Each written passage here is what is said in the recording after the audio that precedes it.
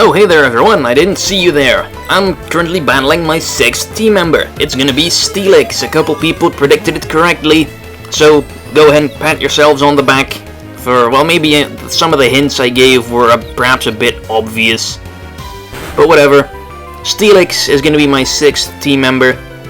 And yes, before you say, oh, why didn't you just catch an Onyx earlier? Well, I could have done that, but getting a metal coat in this game is a real pain in the ass. You pretty much have to try and find one on a wild Magnemite or something. And no way in hell was I going to do that, so I just figured, oh, I'll go ahead and catch a wild Steelix. Also, that Golbat earlier, like at the start of the episode, I caught that specifically for this occasion. Because Steelix is ridiculously rare in this cave. It has like a 2% encounter rate, it's ridiculously low. But what I did was, I caught a Golbat in this cave, used a rare candy to boost it up to level 23, and then used a repel to ensure that I only ran into Steelixes in here. Because that's the way repels work. They pretty much mean you won't run into any wild Pokemon that are at a lower level than the first Pokemon in your party. So by putting that level 23 Golbat at the front of my party, I could only run into Pokemon level 23 or higher, and Steelix is the only Pokemon in this cave that can be level 23, so I can only run into Steelixes that way.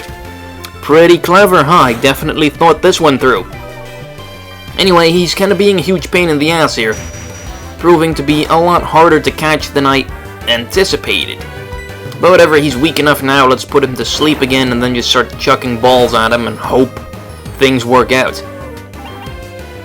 He doesn't really seem to have the best moves right now. He has Rock Throw, Rock Tomb, Rage, and something else that I don't think I've seen yet. So that's not all that good. But let's just go chuck an Ultra Ball, see if we can catch him. Fingers crossed. 1, 2. Damn it. Bloody hell, Steelix. Got no reason to be such a pain in the ass about it. At least Slowking can take his rocks all day. Alright, finally asleep. Let's see, do we have another ball we can throw? There we go, Heavy Ball. These things were made for Steelix. Okay, I'm not really sure why that didn't work.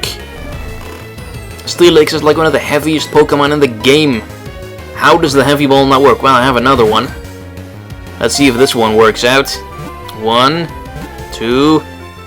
Oh, bloody hell. Well, I guess Steelix's catch rate isn't very high either. That's what you get for trying to catch a fully evolved Pokemon. It's always going to be harder than catching them in their base form.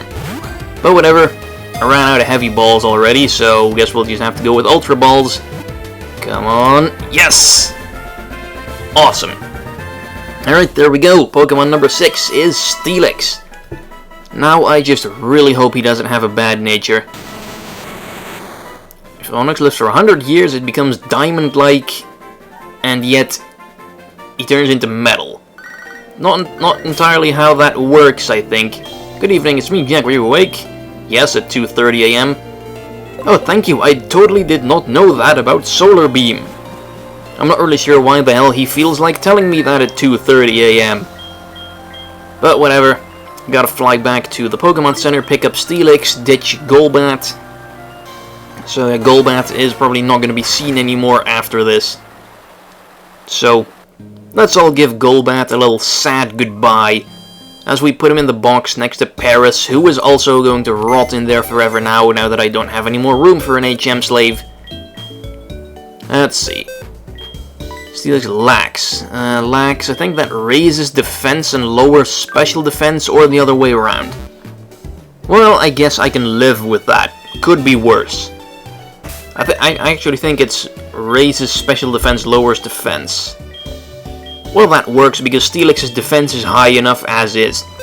Anyway, the Dig TM, I've been saving it especially for Steelix because I don't think he learns any ground moves until Earthquake at a really high level. Look at those stats. His attack is kinda low, but that defense, this thing's gonna be tanking hits for days. Anyway, there we go. He now knows Dig. Do I have anything else I want to teach him? Payback. Can Steelix learn Payback? I think he can. I don't really think I have a dark type move on the team, so why the hell not teach him payback? It's better than all the shit he knows right now anyway. What else do we have? Well, I do need someone to use Rock Smash now. Now that I don't have Paris anymore, so why the hell not teach it to Steelix? And get rid of something else. I think his fourth move was Sandstorm, actually, now that I think about it. So Rock Throw, Rock Tomb, Rage, and Sandstorm.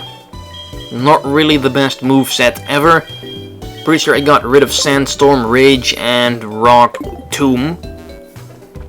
Because Rock Throw is actually better than Rock Tomb in this generation. It's a lot more accurate, it's just as powerful. And I don't really care about the speed drop because Steelix isn't going to be outspeeding anything anyway. So Rock Throw it is. Anyway, everyone's healed up, so let's go. Step outside, and there he is, my fancy Steelix. He's so big. And let's see what he has to say. He's looking at my footprints. I will say he doesn't really look right walking around like that. Anyway, let's go back here.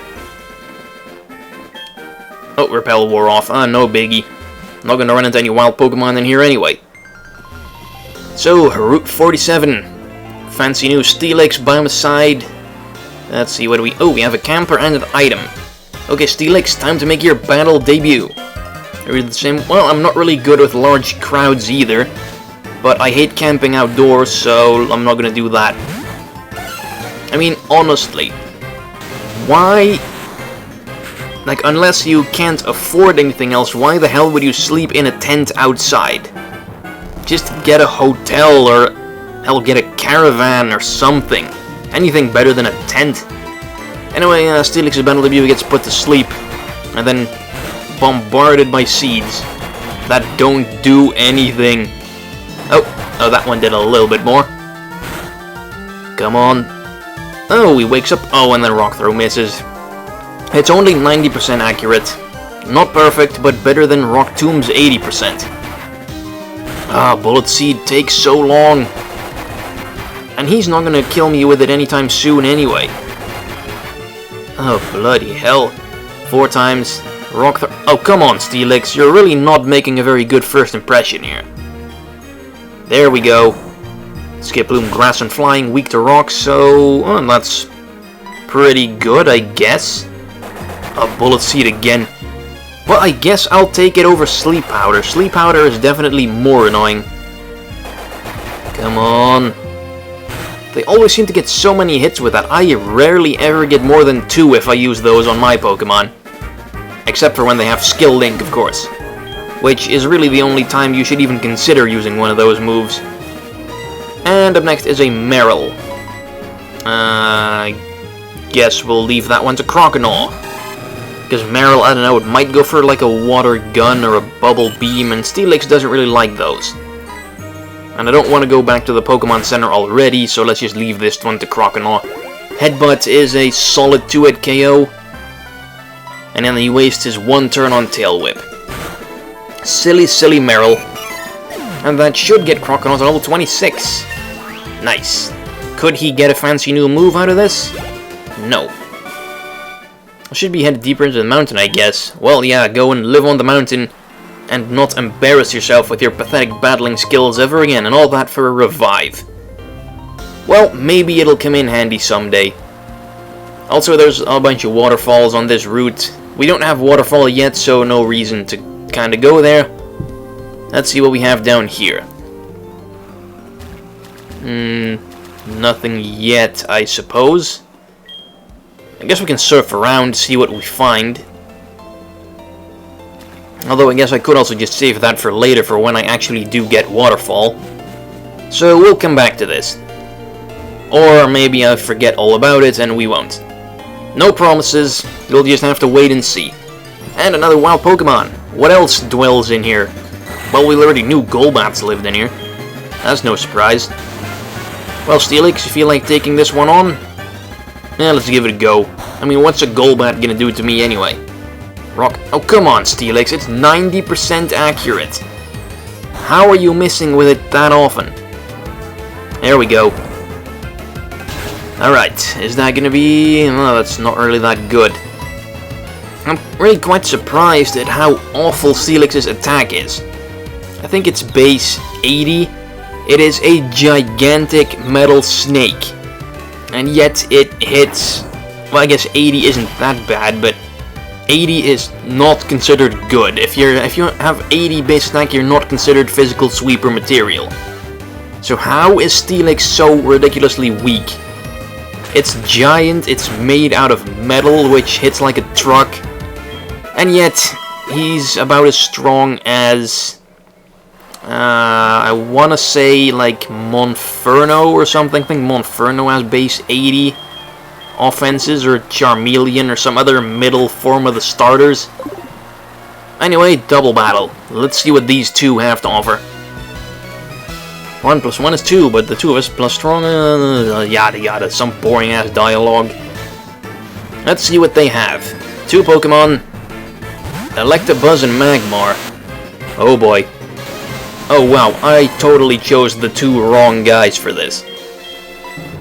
Actually, I might have a really big problem here. Croconaw, Slowking, and Fearow are all weak to electric. Steelix and Pinsir are weak to fire. So the only one I have on my team that isn't weak to either of these is Magmar. So this could get very hairy. Thunderbolt, oh come on! They're allowed to use TMs. I'm pretty sure Electabuzz doesn't know Thunderbolt at level 25. Well, that's gonna be a problem. I'm also pretty sure... Oh crap, that's gonna kill Steelix. I'm also pretty sure that Electabuzz is gonna be faster than Fearow. So that's also gonna be really bad. Well, how am I gonna get myself out of this one? This is gonna be quite a hairy situation here. Magmar, I guess. He's the only one that's probably not gonna get insta-killed. Also, either he used a TM on his Magmar, or Magmar's gonna learn Flamethrower next level. Which does kinda make me happy. Okay, Magmar and Pinsir. Fire Blast. Oh, Magmar's actually faster. Quite surprised by that. I thought Electabuzz's base speed was quite a bit higher. That's not that bad. Thunder Wave. Oh great, we're not going to be outspeeding him anymore now. But the one Pokemon I have that can actually stand a chance, and they immediately start crippling it. Oh, that's just going to kill off Pinsir. I just know it. Come on Pinsir, prove me wrong. Of course he doesn't. Okay, still have Magmar, Slowking, and Fearow left, so let's go Fearow. Pray he outspeeds Electabuzz. He just finishes him off. Protect. Oh great, they also have Protect. Well, at least I went for Fly. Hopefully not on Electabuzz though. Thunderbolt, ooh, Fearow at least does outspeed him. And then Magmar. Magmar could have finished off Electabuzz. If it weren't for that bloody paralysis. Also, please no Flame Body.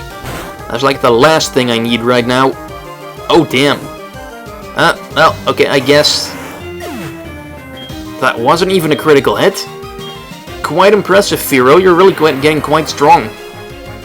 And that's gonna kill him off. Because Fearow's defenses leave something to be desired. Okay, it's all down to Magmar and Slowking now. And Magmar just goes and wraps it up all by himself. Way to go, Magmar. Man, this battle was way harder than it needed to be. Does it really help that my team has a huge electric weakness, and the one Pokemon that I have to deal with it, Steelix, is weak to fire? So that Magmar being there definitely didn't help. If this was a single battle, I would have kicked this guy's ass so hard. Also, I got rid of Smokescreen and give him Confuse Ray, because Confuse Ray can definitely be helpful in a pinch. Alright, moving on. Should probably go back to the Pokemon Center, but I'm pretty sure we're fairly close to the next one anyway. Down here we have an item. A Lagging Tail. Oh, that is virtually useless. Oh crap, another double battle. Do I have a Paralyze Heal? Please tell me I do. Paralyze Heal, come on. Crap. Do I have a Paralyze Healing Berry? No. Well, that's gonna suck. So all I have is Slowking and a crippled Magmar. At least I can heal Magmar up. Alright, let's do this. Let's hope they have weak Pokemon. Oh my god, it makes my heart sore. My heart's feelings from boyfriend are as wide and deep as the ocean. Ah, that's so romantic. Pass me a bucket, I think I'm gonna puke. Onix and Cloyster. Well... Actually, I can't really risk using Surf because that hits Magmar as well. Sandstorm. Beats Rock Throw on Magmar, so I'm content. Oh, crap. Oh, come on, he's already paralyzed. Now he's paralyzed and confused. What do you have against Magmar? So I just need to use Confusion to take out the Onix, I guess. Still a 2-hit KO despite the Sandstorm's special defense boost. Or was that not a thing yet in this generation? I don't really know when that first started happening. I know it wasn't in Generation 3, that's for sure. Ah, well. The Confusion is at least going to get rid of Onix. Protect, sure, go ahead and waste your turn while I'll take out your buddy. That's the wrong Pokemon you want to be using Rock Throw on. You had one chance, Onix, you blew it. Also, am I the only one that's noticing the symbolism here of Onix and Cloyster? I think that's like a really old Pokemon joke.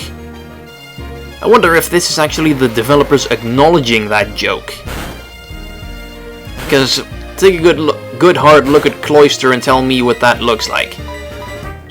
Give you a hint, it's pretty much rated M for mature.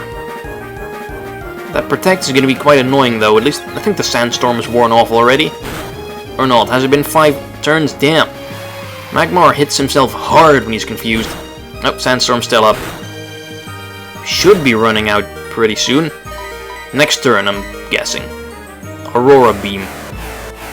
Well, both of my Pokemon resist Ice, so that's really the least of my concerns. Go Fire Blast from Slowking, and then another one from Magmar to wrap this up.